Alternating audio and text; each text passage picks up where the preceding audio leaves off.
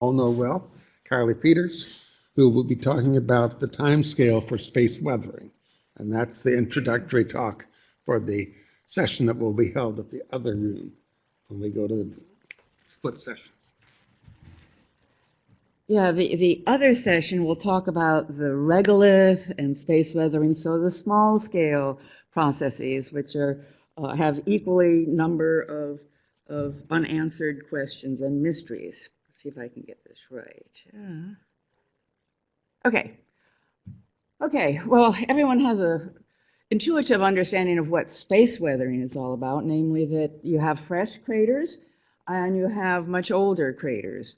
And they don't look the same. And we know from the samples that they aren't, in fact, the same. There's a variety of processes that occur on the surface of the moon or any airless body that modifies and alters material as it's exposed to the space environment. And on the moon, at least, we have samples, and we have a number of other properties, which I'm going to be discussing more today, and trying to understand the character of some of these processes. Okay. Shown here is a cartoon that sort of captures some of the processes that occur in an airless environment. I'm not going to talk about all of them. I'm going to emphasize a couple that are particularly relevant to the concepts of the timing and of the processes that we observe on the moon, and these are the ones that I'll be emphasizing in the discussion here. If I had a couple of hours, would talk more, but this is the focus we'll take. And in particular, lunar space weathering really, and the topics I'll be touching on, they span an enormous range of spatial scales. I think I counted it up as 10 to the 12th scale. It might be 10 to the 13th, 14th. But to understand these processes, you have to look at quite a range of scale. And the reason we can do that for the lunar specific environment is that we have both remote measurements as well as laboratory measurements. And for the laboratory summary, I'm going to be relying heavily on the material that's come out of the JSC group, led by Lindsay Keller and several of his colleagues, and you'll see several of their data interspersed in the discussion. Okay, so the question that we'd like to address, or at least focus on, well, how long does this process take in the lunar case? This is the only one we can address right now. How long does it take to go from a fresh material that has its own properties to this background, what we're called mature or weathered soil? We have samples, we see the process of the distinction between the two, and those are key for understanding, but how long does it take is the issue that I'd like to focus on this morning. Okay, well, fortunately, we have not only the samples and the remote data, but principally through samples and cosmic ray exposure ages, as well as some of the crater frequency distribution analyses that Jim referred to earlier, we can date some of the specific craters. And the ones I'll be talking about or focusing on are two craters that were near the Apollo 16 site, namely North Ray and South Ray crater, that have been well dated from the samples. But I'll also be mentioning some of the others, Tycho in particular, which has this beautiful ray system that covers both highland material as well as basaltic material. And one of the oldest craters, oldest, Copernican, but still 800 million years, which also has an extensive ray system, and I'll briefly touch on those as constraints for the age question. Okay, well, here's a beautiful image obtained with the LRO NAC imaging system for the Apollo 16 South Ray crater, which has been clearly dated at 2 million years. It has this beautiful, very well-defined ray system. It's a gorgeous fresh crater. It's about 1 kilometer in diameter. Okay, let's look at the Apollo 16 site. Shown on your left, is the M-cube mosaic of the area. Highlighted in a little red box is North Ray and South Ray crater. There's about 10 kilometers apart. Each of the craters are about 1 kilometer in diameter. Shown in the middle and then on the right are NAC data for that same area, and you can see South Ray Crater and North Ray Crater. The difference between the two images is the low illumination, low solar illumination, and then the high solar illumination. And the one on the right is the one we were looking at in higher resolution for South Ray Crater. And I'd like to use the NAC data to look at the area more closely. And in particular, if we take the little red box and zoom in on it with NAC data, again, you can orient yourself in terms of finding the craters. You can zoom in a little bit further, again, for the red box coming down. And at this scale, you can see the lander. Okay, so you can go from orbital data, M-cube data, through the various scales that you can see in the NAC data, and you can identify the lander. Well, the reason I wanted to do that is because, of course, the landed Apollo 16 brought back samples that allow us to tie down some of these age-related data. And here's one that's a beautiful sample that is quite unusual and quite unique in that it was recognized to have been emplaced on the surface in the Apollo 16 site, and that it had not, once it was in place, it hadn't altered. It was in a fixed position for the 2 million years that had been sitting on the surface. Actually, this image is upside down, so let's turn it right side up, so that the up part is the part that was exposed to space for 2 million years. Now, what this allows, and this is some of the work that Lindsay and his group has been doing, is it allows you to measure very accurately using some of the the tracks to quantify the relationship of the track density to provide a calibration of how to date or surface exposure in this particular environment. And here's their calibration of track density, and this is meticulous work. I can't overemphasize how detailed each one of these data points requires. One of these tiny little fibs, you've probably seen them. It's an enormous amount of work to get this kind of calibration together. But and as you can see, this is recent, but it's well calibrated. And using this, then you can examine and get exposure ages for other data using similar techniques. And in particular, the same LPSC abstract sequence, they discussed some for Itokawa, which, as you would expect, has a younger exposure age. But let's go back to some of the applications for the lunar case. Now, for those of you who've been following the space weathering discussion, in particular the moon, the work that's been done in the laboratory, you understand that individual grains, when you get down to the nanometer scale, you can identify a variety of processes. And Keller and his group have been documenting these for quite a while now, accumulating data. You can see on the left here, one particle, actually both of these particles are anorthosite. They're anorthositic grains, so you know the composition of them. On the left is what is called an amorphous rim. This is believed to have been produced by the solar-wind interactions. It has the same composition as the host grain, so it was derived in situ. On the right is a vapor-deposited rim, and that is distinguished in two ways. One, it has a different composition from the host, as well as that's typically the place you see these nanophase iron blebs accumulating. So it's a very important distinction. There's a few other kinds of rims that Keller and McKay have identified, but these are the two principal ones that are relevant for our space weathering discussion.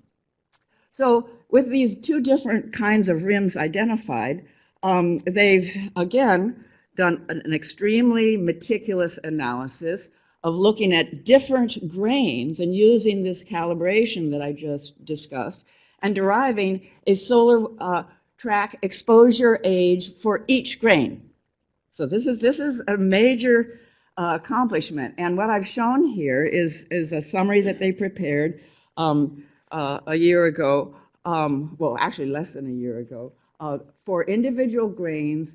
And in green is shown the thickness on the vertical axis versus the solar wind dating of the individual grain for these two different kinds of rims. And you can see for the amorphous, the solar wind generated rims, there's a rapid increase in the rim thickness, and then it sort of levels out, becomes more or less a constant or a steady state thickness. For the vapor deposited rims, however, you see that they're, well, actually, for the amorphous rims, you can see that there is a thickness that's related to the exposure age. For the vapor deposited rims, however, you can see that it's more stochastic, that these are individual rims that aren't necessarily accumulated in the same way that the amorphous. So they're a more stochastically related feature. Okay, let's move on then. Going on to looking at the amorphous rims in more detail, all the data in the previous slide was specifically for anorthositic grains. And again, each little grain has been analyzed. What's shown now is that if you then start looking at other composition grains, and in particular they've looked at olivine grains, both in the lunar case and in the Itokawa case, and what they find is that this rate of thickness for the amorphous rims varies with composition of the grain. So that's another key result. Okay, well, why are we going through this? Well, I want to tie some of this back, or at least link it back to our overall question for this large scale, going from the information that we have on individual particles to what we see remotely. Now, on the right, I've done something which I probably should never do because I've mixed apples and oranges, but nevertheless, let's do it because it's instructive. What I've done here is in this solar flare track, exposure age, rim thickness, I've included on the exposure age where North Ray and South Ray crater fall. North Ray crater is around 50 million years. South Ray crater is around 2 million years. Because what I want to do now is look at some of the spectra and see if there's any relationship there. Can we see any maturity signature from the spectral information? And again, we'll look at M-cube data. And as you can see, the little insert here is the South Ray crater in M-cube data. It's much lower resolution. In fact, this is our low resolution data. We don't have high resolution for Apollo 16. But nevertheless, it's good enough to get a wide range of spectral information for both North Ray and South Ray crater. Okay, so here's what the data look like. You see in the lower part shown in black is what typical soils, weathered, well-developed, mature soils look like. And above it in red and blue, color-coded to North Ray and South Ray crater, are the spectra obtained for these two craters, which we do have dates for. And as you can see, both of them still contain the, quote, immature characteristics.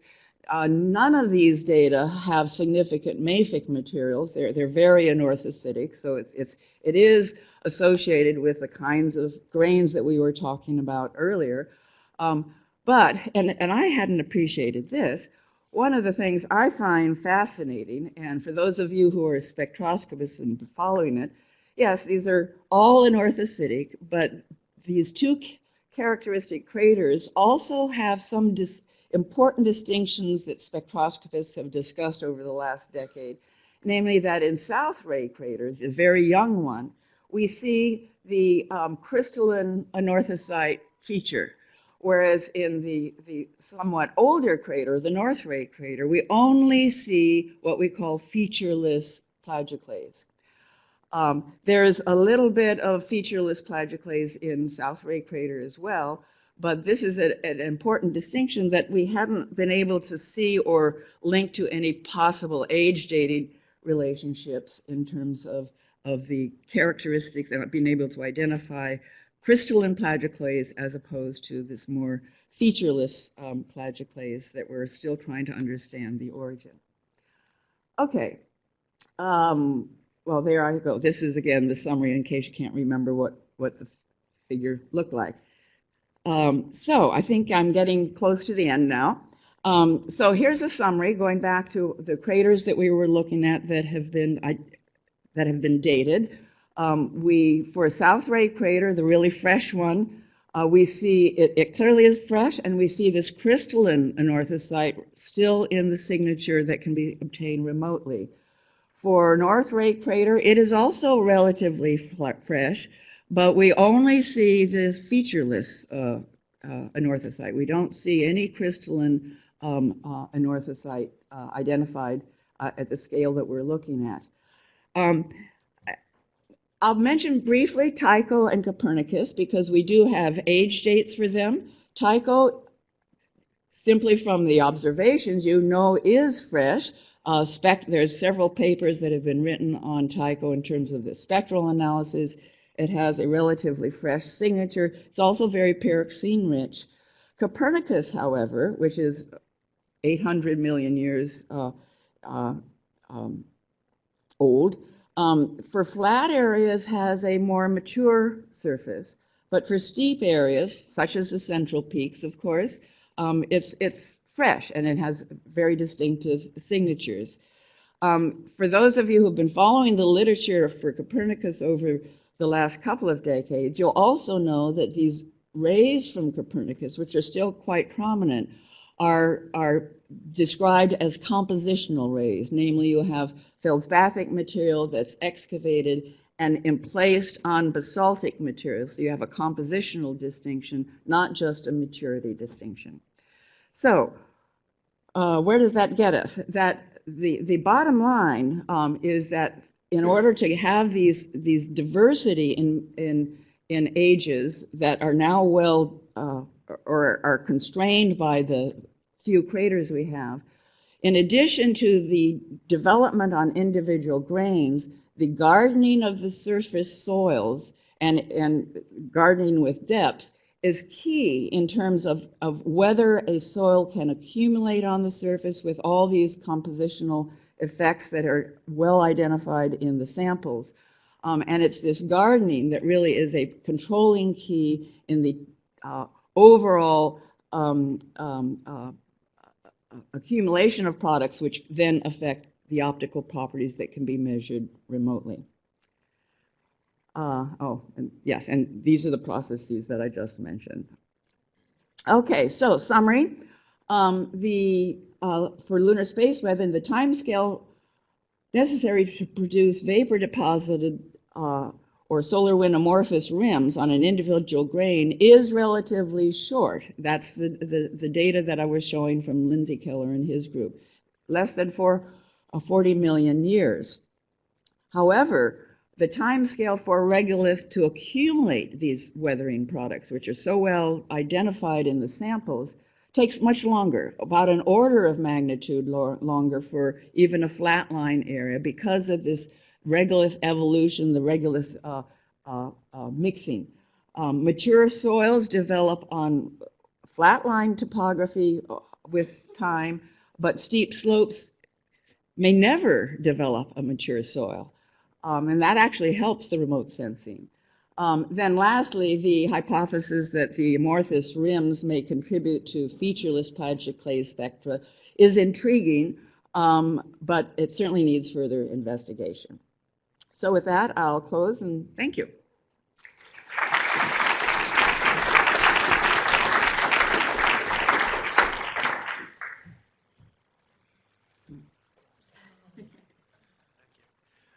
Hi, Carly. Dale Cruikshank, NASA Ames. I noted that you emphasized solar flare activity as producing the events that you see in these grains. And I'm wondering if you know have an idea what the energy range required to make a track in a grain or vaporize the grain, and does the ambient solar wind help? No, that's a good question, and it's the sort of question that Lindsay Keller and his group, is Sarah still here? Sarah, no, yes. Oh, okay. Okay, thank you. I'll look into it. Hi, Carly. Scott Hughes, Idaho State. Is there any process other than impact melting that could get interstitial to some of the regolith that could cause consolidation? In other words, farther down the stuff is not just soil, it becomes actually. Well, one of the coherent. processes that it was studied with the first return of the samples is the agglutinates, the multiple glass welded properties.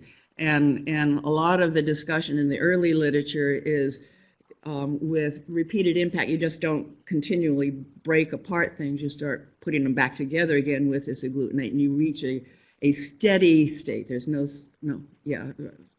equilibrium, but you sort of, by this mixing, add to and subtract. But the agglutinates are still small particles. They're not the. It's not until you get to the big breccias that you consolidate material and you get regolith breccias, et cetera. So Is it all related to impact melting then? There's no other secondary? we needed an impact person to discuss that. I'm just curious. I don't know the answer to that. But it's a good broad question. Clearly, we have products that have that material at a variety of different scales, from the tiny agglutinates all the way up to the impact breccias that are consolidated of multiple components. But I can't tell you what frequency it'd be. Thanks. Carly, we know so little about space weathering on primitive materials, specifically on Bennu. I'm trying to see if I can take away any lessons that you've learned and apply them to Bennu, and I'm struggling with them, but maybe we can talk offline. Okay. The material is different, Yeah. the gravity is different, Yeah. and but your correlation with topography may be an interesting one that we could apply to Bennu and to Regolith. Yeah, you raise a really big question, because almost all the focus has been on anhydrous materials and anhydrous meteorites. And Bennu and Hayabusa 2 are going to materials that are more likely linked to carbonaceous chondrites. They're going to have hydrated material. Yeah. The experiments that have been done with those sorts of materials are Not conclusive, I would are say. inconclusive, Yes, right? I mean, the work of Kathleen Lance is very interesting, but depending on which carbonaceous That's meteorite right. she radiates, you get a different answer. Yeah, So. yeah. No, we should talk more, because I'm interested in it too. We can continue this discussion, but I want to remind everyone that 10 o'clock is when the next session starts. So if you want some coffee first, as we continue to talk here, you can go get it. And we have a whole session in the next room. Okay, I just want to answer Dale's question. The bulk of the solar wind is around 1,000 electron volts, so the bulk plasma, so that's consistent with the thickness of the rims that you're talking about. The more energetic particles are much lower intensity and have other effects at greater depths, as you can see in poster 78, which is mine.